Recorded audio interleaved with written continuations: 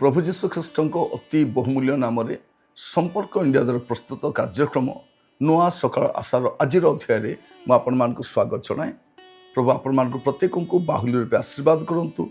आपण मान नियमित आम कार्यक्रम देखुवर मुझे धन्यवाद जनाए। आपण मान प्रियजन बंधुवर्ग जो मैंने ये कार्यक्रम संपर्क अवगत नुहति दयाकोरी आप जनातु से जपरी कार्यक्रम जड़ित हो पारे और यही कार्यक्रम द्वारा आशीर्वाद पाइपर दयाकोरी आप जनातु। आपण मंडलीर सभ्य सभ्या मैंने अनेक ये कार्यक्रम संपर्क जानती ना। आम प्रचेषा करुच्छू आपण मान पाखे पहुँचापी आम टेक्निकल टीम प्रार्थना करेंगे। पछर रही जो मैंने अक्लांत परिश्रम कर प्रत्येक को प्रार्थना तोड़ी धरवे। प्रभु आपण मान आशीर्वाद करूँ। संपर्क परिवार मध्य आपण मान प्रार्थना रे नियमित स्मरण करे। प्रभु आपण मान आशीर्वाद करूँ। आज आम जो प्रसंग में प्रभु का वाक्य ध्यान करवा प्रसंगर शीर्षक हूँ डरिबार कारण कौन। डरिबार कारण कौन।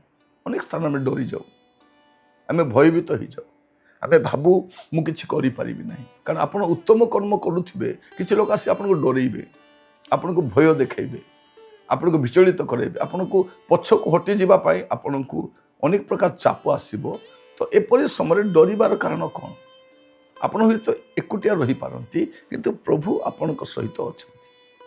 मस्त खोलंतु नेहेमिया को पुस्तक तार 6 अध्याय तार 11 पदरु मु 14 पद पर्यंत पढ़ुची। ए प्रकार लिखा जाए तो मु कहली मो परी लोक कौन पलैब, मो परी होई कौन प्राण बंचाइबा पाई जे मंदिर भीतर को जीव एपरी किए अछि। मु भीतर को जीवी नाही, मात्र मु चिन्हिली आ देख परमेश्वर से को पठाई नथिले, तथापि से मो प्रतिकूल रे एही भविष्य वाक्य प्रचार कला। आउ टोबियो और सनबलट ताहाकु वेतन देइथिला। मु जेपरि भीत हेबी और ये कर्म करी पाप करी पुणी सेमाने जेपरि मते धिक्कार करिबा पाई मोर दुर्नामर कारण पाइबे एही अभिप्राय रे ताहाकु वेतन दिया जाइथिला। के मोहर परमेश्वर टोबियो और सनबलत को ए सबु कर्मानुसार सेमानंकु आउ सेमाने भयग्रस्त करिबा पाई इच्छा कले। आ मते भयग्रस्त करने की इच्छा कले जे नयदिया भविष्य वक्त्री और अन्यान्य भविष्य वक्ता से स्मरण करो। लेखा जाए कौन कहवाई चाहते जे प्रभु मते डरइवाई एम को पठा जाइए। कारण नेहेमिया जो महत् कार्य करुछंती से कार्य अटकाइवाई जेपर से ओहरी जीवे एथिपाई तांकु डरइवाई एम को पठाई। एमान मिथ्या भाववाणी भी कहते से जेपर से कार्य ओहरी जीवे से चेष्टा कर कहते मुझेपरि भीत हेबी और ये कर्म करी पाप करी पुणी सेमाने जेपरि मते धिक्कार करिबा पाई मोर दुर्नामर कारण पाइबे यही अभिप्राय रे ताहाकु वेतन दिया जाइथिला। बेले बेले आपण भलो काम करुथिबे, किछि लोक आसीबे पुणी आपणको किछि लोक आसीबे पुणी आपणको भय देखाइबे, आपणको गुड़े कथा कहिबे। काहेकि कहिबे जेपरि आपण डरी जिबे, आपण से काम करिबे नाही। सेइथिपाई किछि लोकंकु पठा जाई थाए। आपणको डरिबार कारण कौन। प्रभु तो आपणको सहित अछंती। आपण तो मंद काम करू नाहंती, आपण तो कहार क्षति करू नाहंती, आपण तो उत्तम काम करूछंती। से डरिबार कारण कौन अछि। एठी नेहेमिया से बुझी पारिले जे मु प्राण बंचाए पई काहेकि डरिबी। से कहउछंती मात्र मु चिन्हिली आ देखो परमेश्वर ताहाकु पठाई नथिले। ଭଲ କାମ କରିବା ସମୟରେ ଯଦି କେହି ଆପଣଙ୍କୁ ଅଟକାଉଛନ୍ତି ଜାଣିବେ ଏ ଜଣେ ଭୁଲ ଲୋକ ପଠାଇଥିବେ, ପ୍ରଭୁ ପଠାଇ ନଥିବେ। ହୁଏତ କହିପାରନ୍ତି ପ୍ରଭୁ ମୋତେ କହୁଛନ୍ତି ଏ କାର୍ଯ୍ୟ ତୁମେ କର ନାହିଁ, ପ୍ରଭୁ ମୋତେ କହୁଛନ୍ତି ସେଇ କାର୍ଯ୍ୟ କର ନାହିଁ, କିନ୍ତୁ ତାହା ପ୍ରଭୁ ପଠାଇ ନାହାନ୍ତି, ସେମାନେ ଛଳ ଭାବରେ ଆସିଥାଇପାରନ୍ତି। ତେଣୁ ଆଗକୁ ଆପଣମାନଙ୍କୁ ଡରିବାର କାରଣ ନାହିଁ। ଯଦି ଆପଣ ଠିକ୍ କାର୍ଯ୍ୟ କରୁଛନ୍ତି, ଏହାଦ୍ୱାରା ଅନ୍ୟର ମଙ୍ଗଳ ହେଇପାରିବ, ସମାଜର ମଙ୍ଗଳ ହେଇପାରିବ, ଦେଶର ମଙ୍ଗଳ ହେଇପାରିବ, ତେବେ ସେଇ କାର୍ଯ୍ୟରୁ ଆପଣ ଓହରି ଯାଆନ୍ତୁ ନାହିଁ। ଏହା ମୁଁ ଆପଣଙ୍କୁ କହିବା ପାଇଁ ଚାହେଁ। ଲେଖାଯାଉଛି କ'ଣ? ମାଥ୍ୟୁ 28 ପର୍ବ ତାର 20 ପଦରେ, ମୁଁ ତୁମମାନଙ୍କୁ ଯେଉଁ ଯେଉଁ ଆଜ୍ଞା ଦେଇଅଛି ସେସବୁ ପାଳନ କରିବାକୁ ଶିକ୍ଷା ଦେଇ ସେମାନଙ୍କୁ ଶିଷ୍ୟ କର, ଆଉ ଦେଖ ଯୁଗାନ୍ତ ପର୍ଯ୍ୟନ୍ତ ସଦାସର୍ବଦା ମୁଁ ତୁମମାନଙ୍କ ସଙ୍ଗେ ସଙ୍ଗେ ଅଛି। ଏଠି କ'ଣ ଲେଖାଯାଉଛି? ଯେ ପ୍ରଭୁ କହୁଛନ୍ତି ତୁମେ ଆଗକୁ ଯାଅ, ଭୟ କର ନାହିଁ, ଯୁଗାନ୍ତ ପର୍ଯ୍ୟନ୍ତ ସଦାସର୍ବଦା, ବେଳେ ବେଳେ କେବେ କେବେ ନୁହଁ, ଆଉ ଦେଖ ଯୁଗାନ୍ତ ପର୍ଯ୍ୟନ୍ତ ସଦାସର୍ବଦା ମୁଁ ତୁମମାନଙ୍କ ସଙ୍ଗେ ସଙ୍ଗେ ଅଛି। ଆପଣଙ୍କୁ ଯେ ଅନୁଷ୍ଠାନ ଡାକିଛନ୍ତି ସେ ନଥାଇପାରନ୍ତି, ଆପଣଙ୍କ ବାପା ମା ନଥାଇପାରନ୍ତି। ମୁଁ ଯେତେବେଳେ ସେବାରେ ଆସିଲି, ଯେଉଁମାନେ ମୋତେ ସେବାରେ ଆଣିଲେ ଆଜି ସେମାନେ ନାହାନ୍ତି, ମୋର ବାପା ମା ବି ନାହାନ୍ତି, ମୋର କଲିଗ ମାନେ ଅନେକ ଚାଲିଗଲେ, କିନ୍ତୁ ଜଣେ ଅଛନ୍ତି, ସେ ହେଉଛନ୍ତି ମୋର ପ୍ରଭୁ। ଆଉ ସେ କ'ଣ କହୁଛନ୍ତି?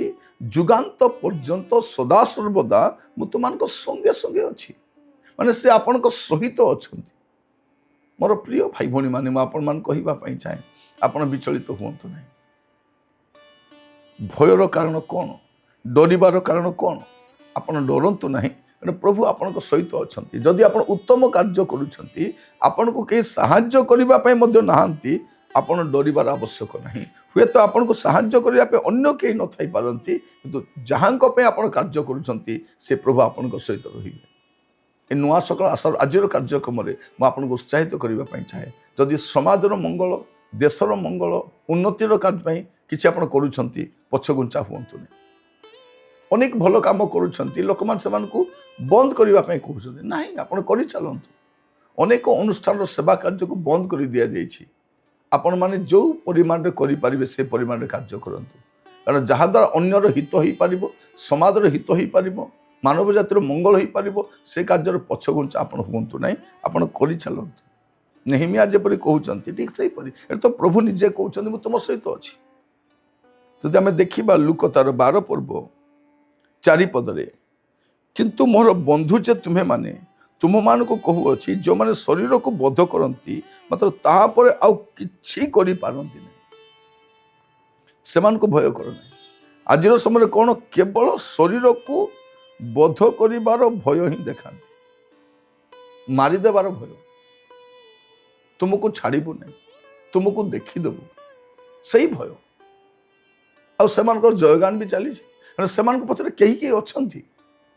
ସେମାନଙ୍କ ଏତେ ସାହସ ନାହିଁ ଯେ ଆସିକି ବାହାରେ ପାଟିତୁଣ୍ଡ କରିବେ, କେହି ଜଣେ ସେମାନଙ୍କୁ ପଠାଉଛି। ଯେମିତି ସନବଲତ ଆଉ ଟୋବିୟକୁ ପଠାଯାଇଥିଲା, ଠିକ୍ ସେହିପରି ଏମାନଙ୍କୁ ବି ପଠାଯାଇଥାଇପାରେ ଧମକ ଦେବା ପାଇଁ। କିନ୍ତୁ ଏଠି ଆମେ ଦେଖୁଛୁ କ'ଣ ଲେଖାଯାଉଛି? ସେମାନେ କ'ଣ କରନ୍ତି? ଶରୀରକୁ ବଧ କରିପାରନ୍ତି, କିନ୍ତୁ ତାପରେ କିଛି କରିପାରନ୍ତି ନାହିଁ। 7 ପଦରେ କ'ଣ ଲେଖାଯାଉଛି? ଲୁକ 12 ପର୍ବ 7 ପଦରେ, କିନ୍ତୁ ତୁମମାନଙ୍କର ମସ୍ତକର ସମସ୍ତ କେଶ ହିଁ ଗଣା ଯାଇଅଛି, ଭୟ କର ନାହିଁ, ତୁମେମାନେ ଅନେକ ଘର ଚଟିଆ ଠାରୁ ଶ୍ରେଷ୍ଠ। ଏଠି ପ୍ରଭୁ କ'ଣ କହୁଛନ୍ତି? ତୁମମାନଙ୍କର ମସ୍ତକର ସମସ୍ତ କେଶ ହିଁ ଗଣା ଯାଇଅଛି। ତାର ମାନେ କ'ଣ? ପ୍ରଭୁ କ'ଣ ଆପଣଙ୍କ ମସ୍ତକର କେଶ ଗଣି ଗଣି ବସିଛନ୍ତି? ନାହିଁ। ଏ ପଦର ଉଦ୍ଦେଶ୍ୟ କ'ଣ ଅଟେ? ଯେ ପ୍ରଭୁ ଆପଣଙ୍କ ବିଷୟରେ ଛୋଟ ଛୋଟ ବିଷୟ ମଧ୍ୟ, ସବୁଠାରୁ ଛୋଟ ବିଷୟ ବି ଜାଣନ୍ତି। ସେ ଡିଟେଲ୍ସ ଜାଣିଛନ୍ତି, ସେ ଆରମ୍ଭରୁ ଶେଷ ଜାଣିଛନ୍ତି। এইটা କହିବା ପାଇଁ ମସ୍ତକର ସମସ୍ତ କେଶ ମାନେ ଆପଣଙ୍କ ଜୀବନର ଛୋଟ ଛୋଟ ବିଷୟ ବି ପ୍ରଭୁ ଜାଣନ୍ତି। ତେଣୁ ଡରିବାର କାରଣ କ'ଣ? ଆସନ୍ତୁ ଆମମାନେ ଯଦି ଲେଖିବା ଦ୍ୱାରା, କହିବା ଦ୍ୱାରା, ପ୍ରଚାର କରିବା ଦ୍ୱାରା, ସାହାଯ୍ୟ କରିବା ଦ୍ୱାରା ଯଦି କିଛି ଉତ୍ତମ କାର୍ଯ୍ୟ କରୁଛୁ, ଆମେ ଭୟଗ୍ରସ୍ତ ହେବାର ଆବଶ୍ୟକ ନାହିଁ। ଆମେ ଉତ୍ତମ କାର୍ଯ୍ୟ କରୁଛୁ, ଉତ୍ତମ କାର୍ଯ୍ୟ କରୁଛୁ। ଦେଖନ୍ତୁ ଆମର ଦେଶର ସ୍ୱାଧୀନତା ପାଇଁ ଲଢ଼ୁଥିଲେ ଅନେକଙ୍କୁ ପ୍ରାଣ ବିସର୍ଜନ କରିବା ପାଇଁ ପଡ଼ିଲା, ଅନେକ ଶହୀଦ ହେଇଗଲେ, ଅନେକ ବାରମ୍ବାର ଜେଲ୍ ଗଲେ, ତଥାପି ଯେହେତୁ ଭଲ କାମ କରୁଥିଲେ ପଛକୁ ହଟି ନାହାନ୍ତି। ଦେଖନ୍ତୁ ଆଜି ତାର ଫଳସ୍ୱରୂପ ଆମେ ଗୋଟେ ସ୍ୱାଧୀନ ଦେଶ ପାଇଛୁ। ଆପଣ ଦେଖନ୍ତୁ ଅନେକ ସ୍ୱାଧୀନତା ସଂଗ୍ରାମୀ ମାନଙ୍କର, ମୁଁ ଯେଉଁ ଅଞ୍ଚଳରୁ ଆସିଛି କୋରାପୁଟର, ତାର କିଛି କିଲୋମିଟର ଦୂରରେ ତେନ୍ତୁଳି ଗୁମା ଅଛି, ଯେଉଁଟା ଶହୀଦ ଲକ୍ଷ୍ମଣ ନାୟକଙ୍କର ଗାଁ। ସେଦିନ କେହି ତାଙ୍କୁ ଜାଣିନଥିଲେ, କିନ୍ତୁ ଆଜି ତାଙ୍କ ନାଁରେ ମେଡିକାଲ କଲେଜଟା ହେଇଛି। ସେ ଦେଶ ପାଇଁ ଜୀବନ ଦେଲେ। ଗୋଟେ ବିଶ୍ୱାସ ଥିଲା ଦିନେ ସ୍ୱାଧୀନ ଦେଶ ହେବ। ହୁଏତ ମୁଁ ନଥାଇପାରେ, ସେ କହୁଛନ୍ତି ହୁଏତ ମୁଁ ନଥାଇପାରେ, ସୂର୍ଯ୍ୟ ଯଦି ସତ, ଚନ୍ଦ୍ର ଯଦି ସତ, ଦେଶ ସ୍ୱାଧୀନ ହେବ, ସେଇ କଥା ବି ସତ। ଆପଣ ଦେଖନ୍ତୁ ନେତାଜୀ ସୁଭାଷ ଚନ୍ଦ୍ର ବୋଷ ଆମକୁ ଗୋଟେ ସ୍ୱାଧୀନ ଦେଶ ଦେବା ସେମାନଙ୍କର ଅବଦାନ ଦେଖନ୍ତୁ। ମହାତ୍ମା ଗାନ୍ଧୀ ବାରମ୍ବାର ସେ ଜେଲକୁ ଯାଇଛନ୍ତି, କେବେ ଲଜ୍ଜିତ ହୋଇନାହାନ୍ତି, କାରଣ ଭଲ କାମ କରୁଛନ୍ତି ସେମାନେ। ଭଲ କାମ କରିବା ପାଇଁ ଲଜ୍ଜିତ କ'ଣ? ଯୁବାବସ୍ଥାରେ ଅନେକ ଯୁବକମାନେ ସେମାନଙ୍କ ଜୀବନକୁ ଜଳାଞ୍ଜଳି କରିଛନ୍ତି। ଆଜି ମଧ୍ୟ ଦେଶ ପାଇଁ ଅନେକ ଲୋକ ସଂଘର୍ଷରତ ଅଟନ୍ତି। ଆପଣ କହିବା ପାଇଁ ଚାହେଁ ଡରନ୍ତୁ ନାହିଁ। ଯଦି ଉତ୍ତମ କାମ କରୁଛନ୍ତି, ତା ମଣ୍ଡଳୀର ହେଇପାରେ, ସମାଜର ହେଇପାରେ, ଆପଣଙ୍କ ବସ୍ତିର ହେଇପାରେ, ଆପଣଙ୍କ ଗ୍ରାମର ହେଇପାରେ, ଆପଣ କରିଚାଲନ୍ତୁ। ପ୍ରଭୁ ଆପଣଙ୍କ ସାଙ୍ଗରେ ଅଛନ୍ତି। ଆପଣ କହିବା ଦ୍ୱାରା ଯଦି କାହାର ଉଦ୍ଧାର ହେଇଯାଉଛି, ଆପଣ କୁହନ୍ତୁ। ଆପଣ ଲେଖିବା ଦ୍ୱାରା ଯଦି କାହାର ମଙ୍ଗଳ ହେଉଛି, ଆପଣ ଲେଖନ୍ତୁ। ନୀରବ ହୋଇ ରୁହନ୍ତୁ ନାହିଁ। କାରଣ ବାଇବଲ କ'ଣ କହୁଛି? ତୁମମାନଙ୍କର ମସ୍ତକର ସମସ୍ତ କେଶ ହିଁ ଗଣାଯାଇଅଛି। ୱିଦାଉଟ୍ ହିଜ୍ ନଲେଜ ଆପଣଙ୍କ ଜୀବନରେ କିଛି ହେବ ନାହିଁ। ସେ କ'ଣ କହୁଛନ୍ତି? ଭୟ କର ନାହିଁ, ଭୟ କର ନାହିଁ। ନେହେମିଆ ସେ ଭୟ କଲେ ନାହିଁ। ଆମକୁ ବି କୁହାଯାଉଛି ଆମେ ଯେପରି ଭୟ ନ କରୁ। ଆଉ ପ୍ରଭୁ ତ କହୁଛନ୍ତି ଯୁଗାନ୍ତ ପର୍ଯ୍ୟନ୍ତ ସଦାସର୍ବଦା ମୁଁ ତୁମମାନଙ୍କ ସଙ୍ଗରେ ଅଛି। ତେଣୁ ଭୟ କରିବାର କାରଣ କ'ଣ? ଆସନ୍ତୁ, ଆମମାନଙ୍କ ଭିତରେ ଯଦି କୌଣସି ଡର ଅଛି, ଆମେ ବାହାର କରିବା। ବଞ୍ଚିବା, ମରିବା ପୂର୍ବରୁ ବଞ୍ଚିବା। ଆମେ ବଞ୍ଚିବା ପୂର୍ବରୁ ମରିଯିବାନି, ଆଗ ବଞ୍ଚିବା ତାପରେ ମରିବା। ମୃତ୍ୟୁ ତ ଆସିବ, ଏମିତି ବି ଆସିବ, ସେମିତି ବି ଆସିବ। ତେଣୁ ଆମେ ଚେଷ୍ଟା କରିବା ମରିବା ପୂର୍ବରୁ ବଞ୍ଚିବା ପାଇଁ। ତେଣୁ ଉତ୍ତମ କାର୍ଯ୍ୟ କରି ବଞ୍ଚିବା। ସମାଜ ପାଇଁ, ମାନବ ସମାଜ ପାଇଁ ଆମେ କିଛି ଉତ୍ତମ କାର୍ଯ୍ୟ କରିବା। ଯଦି ମୋର ଶିକ୍ଷା ଦ୍ୱାରା କିଏ ଉଦ୍ଧାର ପାଉଛନ୍ତି, କିଏ ସାନ୍ତ୍ୱନା ପାଉଛନ୍ତି, ମୋର ଲେଖା ଦ୍ୱାରା କିଏ ଯଦି ଆଶ୍ୱାସନା ପାଉଛନ୍ତି, ଉତ୍ତମ ମାର୍ଗରେ ଚାଲିପାରୁଛନ୍ତି, ଆମେ ବନ୍ଦ କରିବାନି। ପ୍ରଭୁ ଆପଣମାନଙ୍କୁ ପ୍ରତ୍ୟେକଙ୍କୁ ଆଶୀର୍ବାଦ କରନ୍ତୁ। ଆଗକୁ ବଢ଼ିବା ଜୀବନ ଆମର। ଆମେ ନୀରବ ରହିବା ନାହିଁ, ଆଗକୁ ବଢ଼ିବା, ଉତ୍ତମ କାର୍ଯ୍ୟ କରି ଚାଲିବା। ପ୍ରଭୁ ଆପଣମାନଙ୍କୁ ଆଶୀର୍ବାଦ କରନ୍ତୁ। ପ୍ରାର୍ଥନା କରିବା। ଅନୁଗ୍ରହକାରୀ ପିତା ପରମେଶ୍ୱର, ଆମେ ଆପଣଙ୍କୁ ଧନ୍ୟବାଦ ଦେଉଛୁ। ନୂଆ ସକାଳ ଆଶାର ଏହି କ୍ଷୁଦ୍ର କାର୍ଯ୍ୟକ୍ରମରେ ପ୍ରଭୁ ଆପଣମାନଙ୍କୁ ବାରମ୍ବାର ସଚେତନ କରାଉଛନ୍ତି ବଞ୍ଚିବା ପାଇଁ, ସମାଜ ପାଇଁ ବଞ୍ଚିବା ପାଇଁ, ଦେଶ ପାଇଁ ବଞ୍ଚିବା ପାଇଁ, ସମାଜର ହିତ ପାଇଁ କାର୍ଯ୍ୟ କରିବା ପାଇଁ, ଉନ୍ନତିମୂଳକ କାର୍ଯ୍ୟ କରିବା ପାଇଁ। ପ୍ରଭୁ ଆମମାନଙ୍କୁ ସାହାଯ୍ୟ କର, ଯେପରି ମରିବା ପୂର୍ବରୁ ଆମେ ବଞ୍ଚିପାରିବୁ, ଅନେକଙ୍କର ଆଶୀର୍ବାଦର କାରଣ ହେଇପାରିବୁ। ଆମମାନଙ୍କୁ ସାହାଯ୍ୟ କର।